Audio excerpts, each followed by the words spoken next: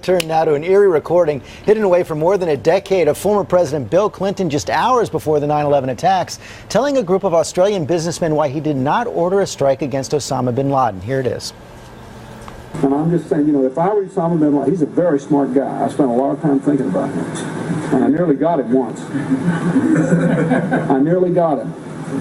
And I could have killed him, but I would have had to destroy a little town called Kandahar in Afghanistan and kill 300 innocent women and children.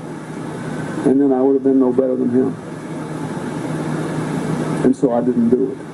ABC's chief investigative correspondent Brian Ross here right now, and it's just so chilling to hear that, knowing just hours before the attacks. Exactly, and of course bin Laden had no compunction about killing women and children and innocent civilians. But this does track what we had learned in early reports, specifically the report of the 9/11 Commission about previous attempts to go after Osama bin Laden. Right. They found 3 separate incidents between 1998 and 1999 wherein U.S. intelligence was deemed credible enough to warrant planning for possible strikes to kill bin Laden, but the intelligence was so sketchy, they concluded, that it did not offset the risks of killing innocent civilians, and they didn't go ahead. So 2 separate sets of concerns for all those incidents, and the former CIA director George Tenet has talked about this as well. Number 1, they could never be sure Osama bin Laden was there. And number 2, as President Clinton talked about in that tape, the risk of killing innocent civilians. Right, and in the case he's talking about in Kandahar, they had a human intelligence source that put bin Laden there.